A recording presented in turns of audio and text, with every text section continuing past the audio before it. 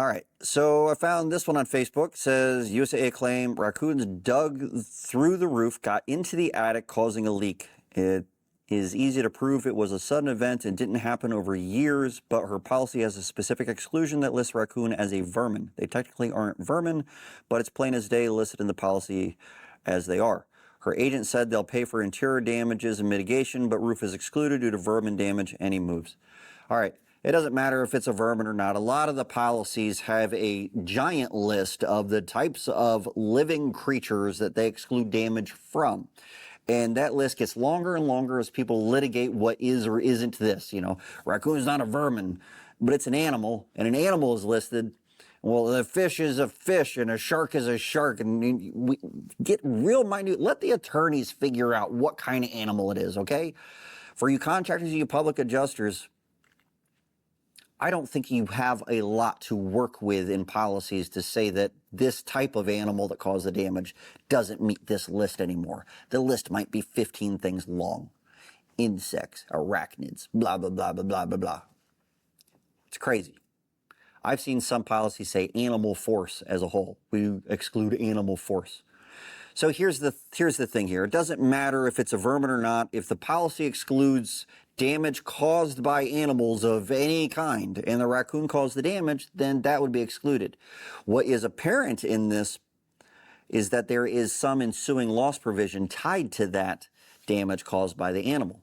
So it'll say something like, we don't cover animal force, which is what I'm just going to say for any damage caused by animals. However, we do include any ensuing loss that otherwise isn't precluded by the policy. And so anything that occurs as a result of that animal damage would be covered as long as the resulting damage is itself also covered. So water damage is a covered event from rain. As long as that water damage from the rain is not excluded in the policy, then as an ensuing loss to the animal damages, it would still be covered. And ensuing means a resulting loss. It's a loss that comes after as a result of this.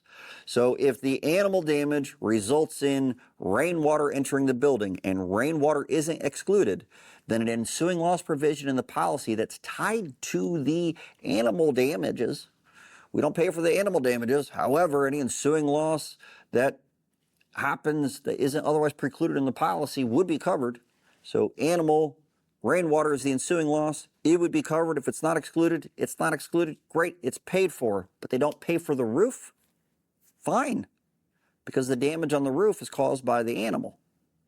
Now, in a situation where the animal causes damage to the shingles, but not the decking, doesn't make it all the way into the attic like this one did, and a leak occurs, and water gets under the shingles and saturates the decking, well, the decking damage would be water damage as an ensuing loss to the animal damage. The direct animal damage is the damage that caused at that moment in time by the animal. Everything that occurs after that is part of the same chain of events. That's why it's an ensuing loss. So it's still a direct loss, but that ensuing damage to the decking would be covered because it is a different material. This raccoon got through the shingles, through the underlayment, through the decking, got into the attics. And now water going all the way into the attic is part of that deal. However, any damage caused to the decking by the water, even though there's a hole and water's getting in there, there might not be a hole down line from that is in the decking. If that decking is saturated by water now, anywhere else in there, that is also an ensuing loss to this damage caused by the raccoon in this hole. So that damage down there that's away from the hole is also an ensuing loss. And if that policy has the ensuing loss provision that would pay for the rainwater on the inside, it would probably pay for the decking that was damaged below where the animal gained access as well. So keep that in mind. We're just looking at what resulted from the damage caused by the animal. Away from that damages, either different layers or around the surrounding area. I think that you probably have some decking damage, most likely somewhere in there, and then that decking would have to be replaced, and to replace that decking, you're replacing shingles and the decking, and now you got a repairability concern for the shingles. Potentially, you could still end up with a roof replacement, depending on the situation.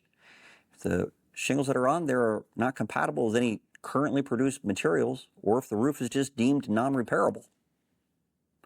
Getting that decking approved is important though, so you have to be able to identify that that decking was wetted as a result of, or as an ensuing loss of, the damage caused by the animal. Yeah. I hope that helps.